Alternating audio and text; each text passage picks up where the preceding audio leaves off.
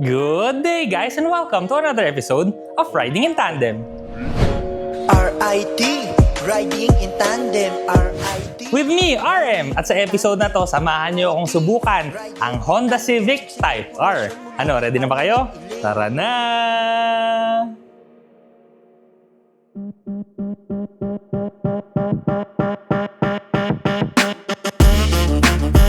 Ang makina nito ay 2.0-liter 16-valve double overhead cam VTEC turbocharged inline 4-cylinder gasoline engine. May maximum power ito na 320 PS at 6,500 RPM at may maximum torque naman na 420 Nm at 2,600 to 4,000 RPM. Ang transmission nito ay 6-speed manual.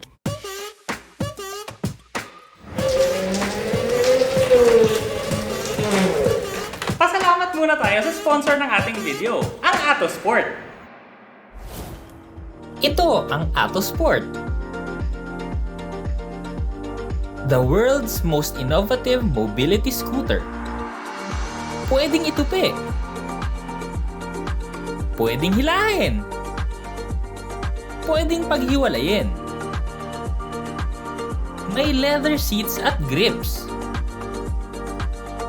Illuminated ang LCD dashboard. May mga ilaw for visibility. At pwedeng lagyan ng armrest. Mabilis din itong i-assemble.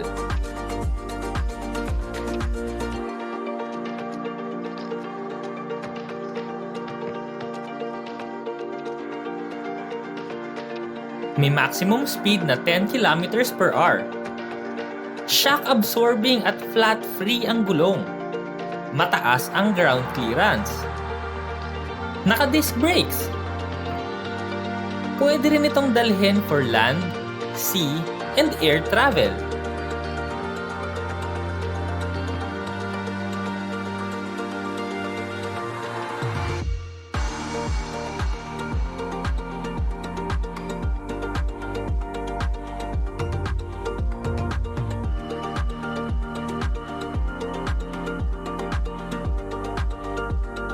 More than 20 kilometers na tuloy-tuloy ang kayang puntahan.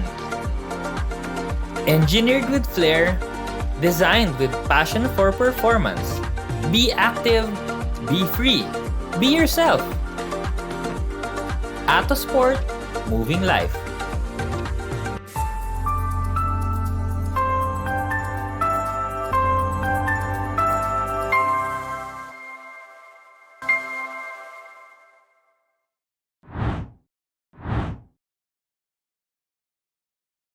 Grabe, ang pogi talaga, no?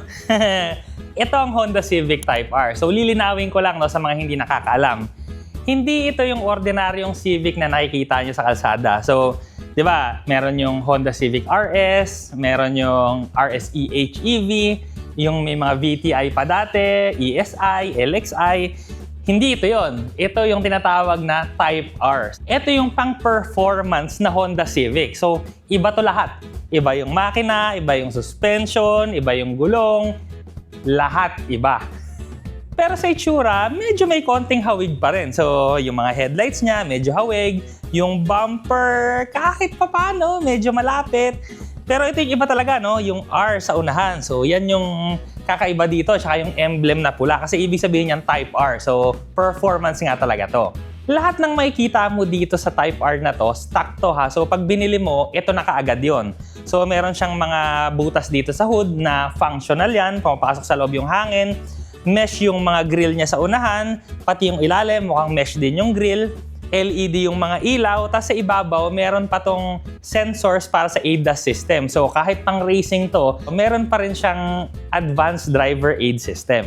Sa sides, mapapansin mong iba talaga to sa mga ibang Civic kasi usually ang mga Civic dito sa Pilipinas, 'di ba, sedan siya. So may trunk. Ito kasi no, hatchback siya na parang fastback kasi pag binuksan mo siya no, buong salamin, buong likod, bumubuka talaga 'yon. So functional pa rin siya kahit sports car kasi magagamit mo yung trunk sa likod. Marami ring mga Civic na nag-i-inspire sa ganito kaya minsan makikita mo yung ordinaryong Civic medyo mukhang ganito. Pero pag tinitigan mo siya ng mas malapit, no, Makikita mo talaga na iba to kasi makikita mo yung mga calipers nito pula, Brembo yung nakalagay sa kanya. Naka 19-inch na rims na rin to. Meron siyang blacked out na side mirror sa ilalim, meron din siyang side skirt na black. Meron din to mga functional air vents na makikita mo sa likod ng front wheels.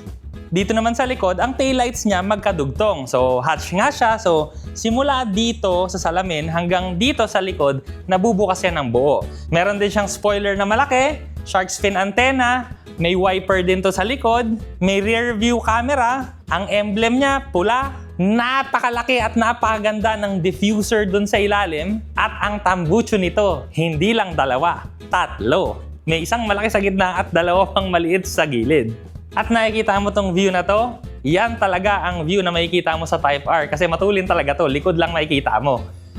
Pagbukas mo naman ng trunk, no, meron siyang removable na cargo cover at saka ang laki niya. So kung may pamilya ka tas gusto mo talaga ng performance car, pwedeng-pwede to kasi makakalagay ka dito kahit stroller, bags, maleta, kasyang-kasya dito.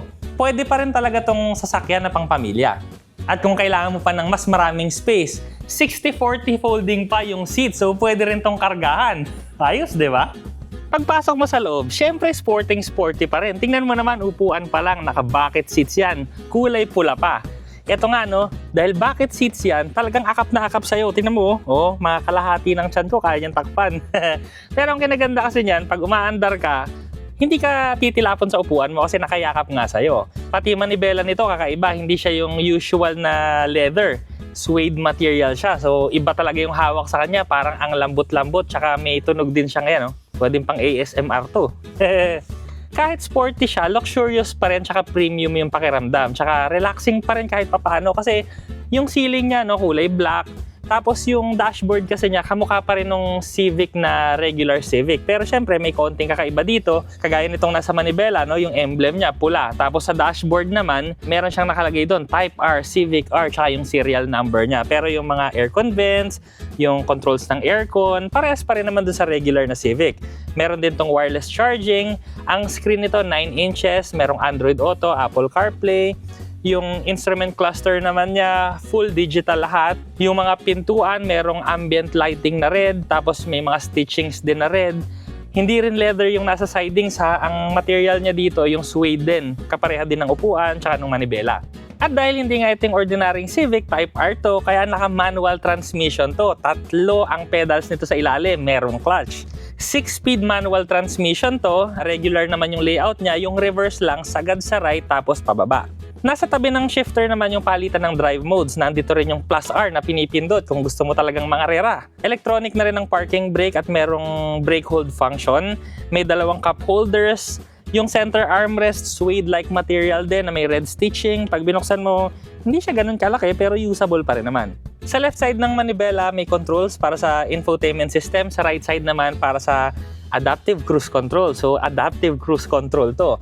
Yung screen, nag-iiba nga rin pala to ha. Pagka naka-regular mode, dial siya. Merong tachometer sa left side. Sa right side niya, nakalagay kung ano yung mode mo. Pero pag pinindot mo yung plus R, boom! Iba na yan. Yung tachometer niya nasa ibabaw na. Tapos pag ganyan na, hindi na yung dial na gumaganong-ganon. Ang mga speakers nito, Bose din. So, hindi lang performance ang meron ka dito, no? Pati entertainment mo, kompleto. Pati nga yung speaker mo, maganda pa rin. Check naman natin sa second row seats. Usable din ang space dito sa second row. So, itong first row seat kasi, nilagay ko sa normal driving position ko. Ang space ko sa tuhod, lampas isang fist pa yung space. Sa headroom ko naman, mga 4 na daliri pa. So, 5'8" ako, pero kasyang-kasya ako dito. Yun nga lang, design talaga to para sa 4 passengers lang. Kasi kung nakikita nyo, meron siyang cup holders dito sa gitna na dalawa. So, hindi na natin mauupuan yan kasi syempre matigas to. Wala ring seatbelt dito sa gitna. Wala rin actually masyadong laman dito sa likod, no? May hawakan lang sa ibabaw, tas may sabitan dito sa driver side. Merong lalagyan ng bote sa pintuan, walang seat back pockets, pero napakaganda naman ng design dito sa bucket seats. So, nakalagay dito, Type R. Suede material yung mga upuan, may ISOFIX tethers pa rin, tsaka yung seatbelt niya, no, pula pa rin kagaya nung nandun sa unahan. Ang tanong naman dito, no, performance car. Kamusta naman kayang gamitin to sa ordinaryong kalsada?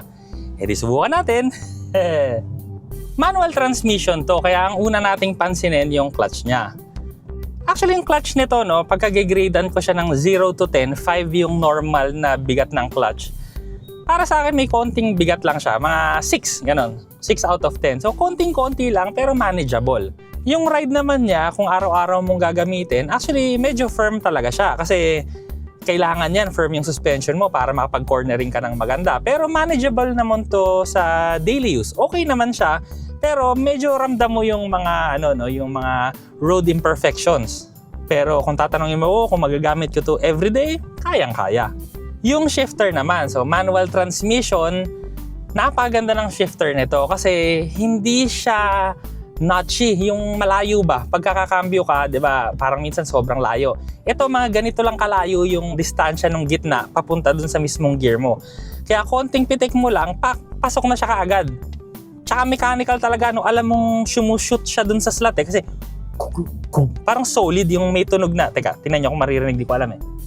Yun, no? Alam mong pumasok. Ayun, di ba? Solid na solid yung feel. So maganda yan, lalo na pagka nagdadrive ka ng medyo matulin kasi ramdam mo talaga, pasok, pak, game, bitaw clutch. Sa steering naman, syempre, alam niyo naman, di ba? Pagka mga sport mode, matigas. Pero actually, hindi ito matigas. Okay lang. So, kung gigradean ko rin ng 1 to 10, actually 5 lang. Pero sa Japanese standard yon ha. Napapansin ko kasi sa mga Chinese cars ngayon, medyo malambot talaga sila. Ito naman, medyo nasa katamtamang side. Kung 1 to 10, mga 5 out of 10. Saktong-sakto lang. Sa regular driving, cornering, kagaya ng ginagawa natin ngayon, napakaganda. Pag lumiliko ka, alam mong kayang-kaya pa niyang bilisan pa. Ganda. Ang gamit ko nga pala ngayon, normal mode. Tapos, hindi siya hirap pero naririnig mo yung makina. Nararamdaman mo yung konting vibration. Yun yung kasama sa experience nitong Type R. Kasi kumbaga, ngayon kasi 'di ba, usually mga nire-review na namin mga hybrid, electric vehicle. So sobrang tahimik nila. Parang alam mo yun, yung parang oo, mabilis kung mabilis. Nakapag-drive nga kami, parang 3.8 seconds yung 0 to 100 eh. So mabilis kung mabilis. Pero yung feel kasi, para dumating ka sa bilis na yon, yung nararamdaman mo yung galit ng makina, yung pag-shift mo, iba talaga yung experience ng bilis sa Type R kesa sa mga hybrids, electric, iba. So mas engaging siya, mas masaya. Ayan, pag lumiliko tayo, ayan, masama talaga kasi yung kalsada dito eh. So yun, medyo ramdam mo konti. At importante nga rin pala, no? Kasi syempre, kung tinitingnan mo talaga tong Type R, no, tas gusto mo rin siyang gamitin kahit papano daily, ang ground clearance kasi nito 123 mm. Ang usual height kasi ng mga humps dito sa Pilipinas na mga 50 to 100 mm. So may konting leeway pa siya. Kaya kung kunwari may sakay ka ng konti, bababa pa ng konting sasakyan, pero okay lang, hindi siya sumasayad. So far, yun, sinakay ko si Elaine, tsaka si Kali, yung baby namin na girl, no. Dumaan kami sa humps pero hindi kami sumayad. Pero syempre hindi ko binilisan sa humps. Yung regular bilis sa humps. Hindi naman ako nag-OA na nagbagal, hindi naman ako syumete. Kaya lang niya. Kasi meron kasi mga sports cars na talagang kahit mababang humps, sayad eh. Sa modes niya, dahil nga comfort yung gamit natin ngayon, actually, kung gagamitin ko to, okay na sa akin tong comfort mode. Kasi may power naman siya, may tunog, wala na ako reklamo eh. Kaso syempre, yung mga bumibili nito, no, hindi naman pwedeng bumili ka ng Type R kasi hindi mo gagamitin yung Type R. Kasi meron tong Plus R mode. So yun yung pangkarerang mode niya. Mamaya natin yung susubukan pagka lumuwag-luwag yung kalsada. Ganda. Yan o. Yan yung isa pang joy sa pagdadrive ng manual eh. Pwede mo kasing i-hold yung gear. Kunwari ngayon, nakasigonda lang ako. Tapos tatapa ako. Naririnig mo, tapos ngayon nag-engine brake. So, nakokontrol mo siya. Pwede mong, kagaya niyan, hindi ka masyadong mamembreno, mag-engine brake ka. Tapos kung mataas yung rev, tapos gusto mo mag-accelerate. So, kung mataas yung rev mo, na-hold mo doon, pag nag-gasolina ka ulit, pag nag-throttle ka ulit, mabilis din yung arangkada mo kasi mataas na yung rev. Yun yung mga hindi mo magagawa sa automatic. Kasi kumbaga sa automatic kasi, yung computer na yung nag-iisip para sa'yo. Yung mga upuan din ito, no, medyo rin siya, no, on the firm side din. So, pero carry naman. Madali lang siyang gamitin kahit sa traffic. Yung clutch niya hindi mahirap. Ang daling timplahin, yung bitaw mo, okay lang. Basta naka-comfort ha. Yung braking din, maganda. Malakas yung braking, hindi po makapako. Dapat lang, Brembo yun eh. Kitang-kita mo sa labas eh, silip mo, Brembo, kulay pula pa. Kung andar mo rin yung ganito lang na mabagal, no? Tahimik pa rin siya, naririnig mo yung engine, no? Pero tahimik pa rin siya.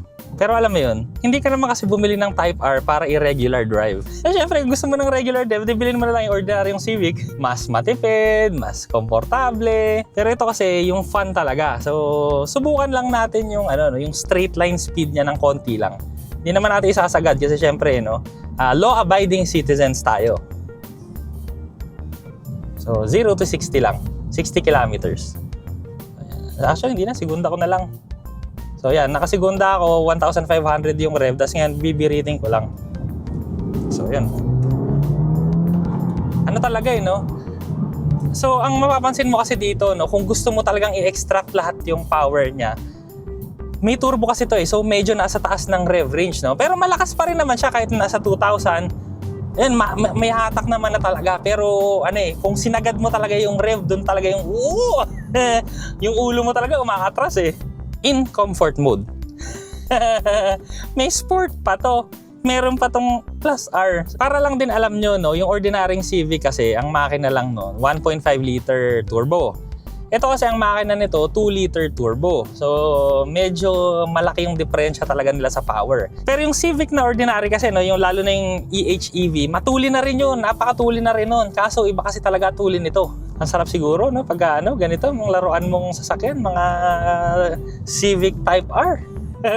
Kung hindi nyo lang alam, no, ang car of the year ng Top Gear Philippines, shoutout natin yung mga tropa natin dyan sa Top Gear. Honda Civic RS EHEV. So yun yung hybrid version ng Honda Civic. Si Elaine, at ako syempre, gustong-gusto rin namin yung kotse na yon kasi nga mabilis na siya, matipid, maganda. Wala akong masabi, actually sedan. So lang, syempre mababa siya kasi nga sedan. Pero napakagandang gamitin ng kotse na yon. Pero dito kasi no, mas pinalupit pa nila yung performance.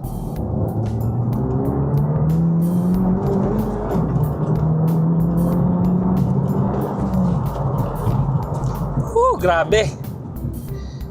Kahit comfort mode talaga, grabe ang hataw. Pag tumataas na yung rev kasi niya, no, tapos malapit ka na sa red line, nagkakaroon na ng mga ilaw yung ibabaw ng instrument cluster. So doon mo makikita no, gumagayan hanggang umabot sa gitna.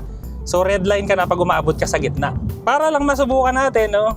Ito, sport mode naman natin. Masyado nang matulin. Masyado nang matulin. Para sa akin ha, syempre iba-iba naman kasi tayo nang hinahanap, no? Pero para sa akin, masyadong responsive, sobra na tong sports mode. Pero para sa inyo, no? Para for the sake lang na masubukan natin, edi sige, konti lang.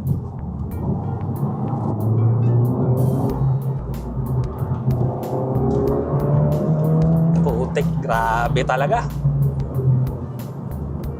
Ay, sobra na. Sobra na para sa akin yung sport mode. Pero nakikita nyo naman siguro yung mukha ko, no? Medyo hindi na medyo nalulula akong konti. Pero sige, testing lang natin yung R. Ang bahagya lang para maramdaman lang natin. Medyo may konting jerk na yung clutch niya pagka nag plus R. Para siguro ibigay na lahat.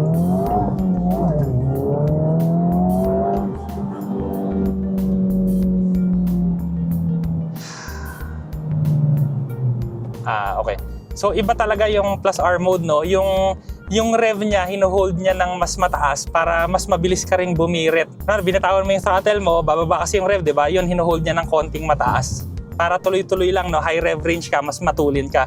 So sa ganitong kalsada kasi actually hindi naman natin kailangan yung kaya babalik ko na sa sa comfort mode. At least yun, na-experience naman natin, naramdaman nyo, nasabi ko naman sa inyo kung paano yun. Kung ako lang, no, yung plus R siguro, sa truck ko lang yun gagamitin. Hindi ko na yun gagamitin sa regular streets kasi nga, masaya na nga ako sa comfort mode eh.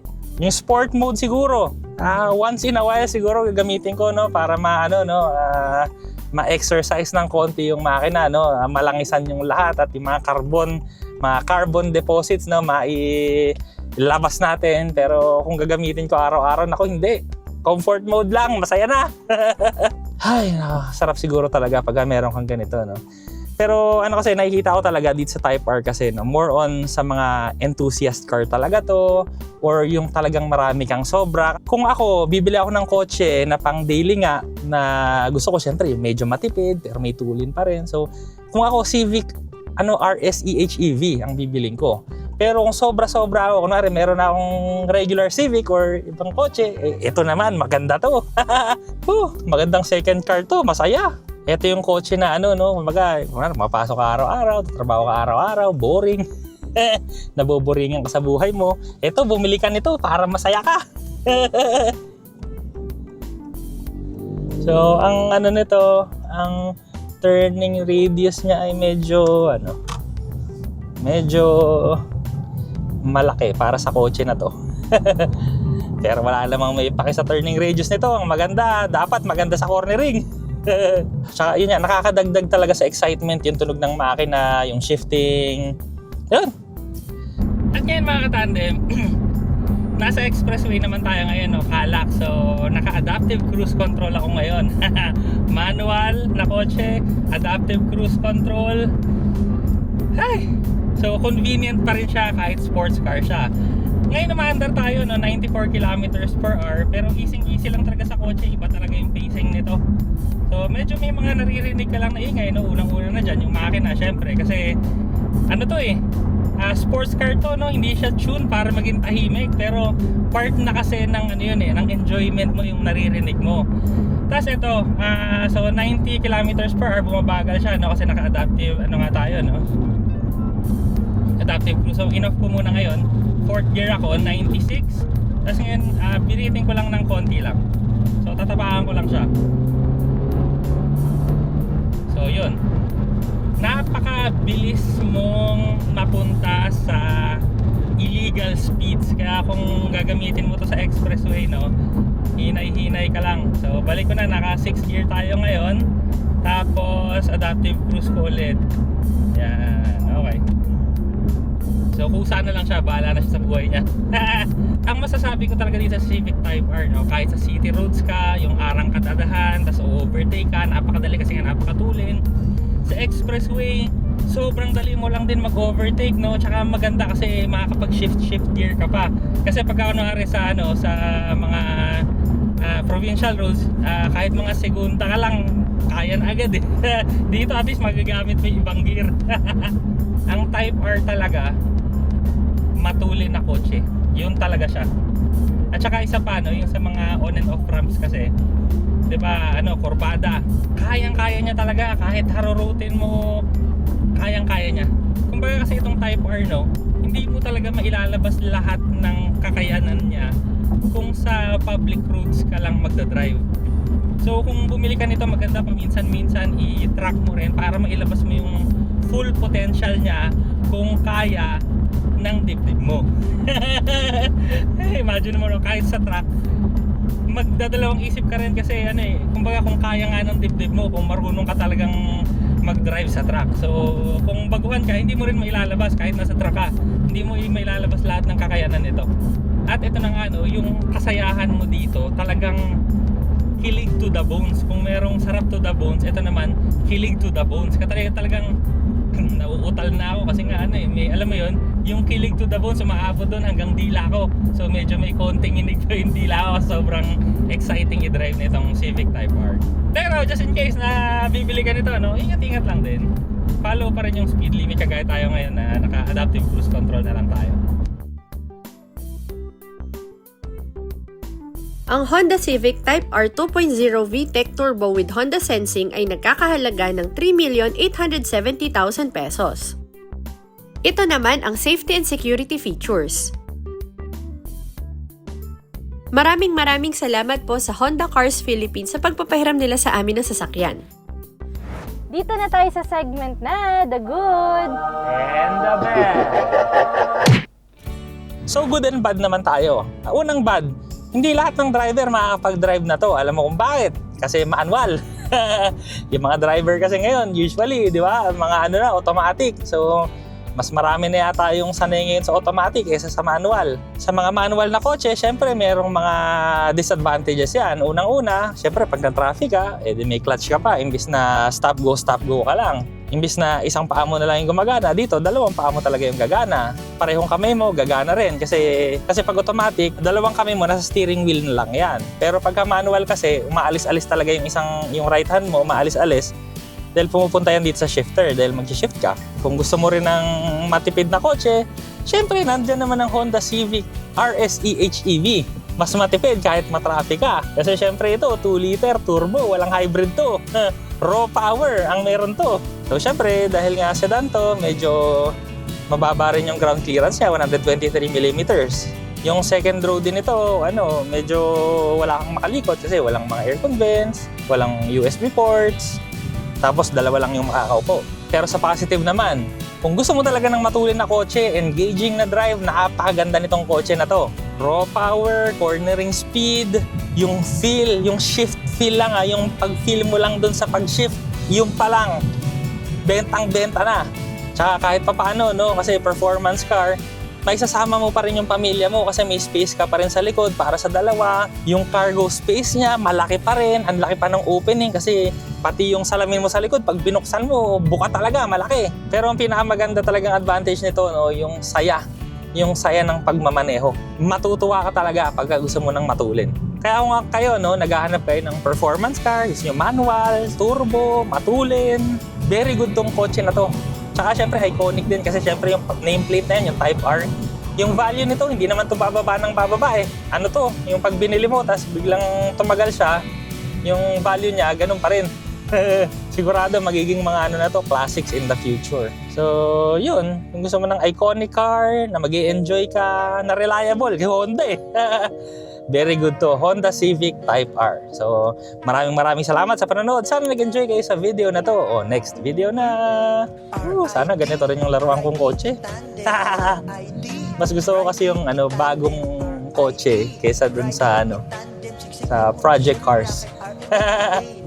Gusto ko kasi reliable, magagamit ko pa rin ng malayo.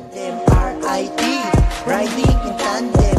RIT, riding in tandem. Siksik impormasyon mula kay Arnold at Elaine. RIT, riding in tandem. RIT, riding in tandem. RIT, riding in tandem. Siksik impormasyon mula kay Arnold at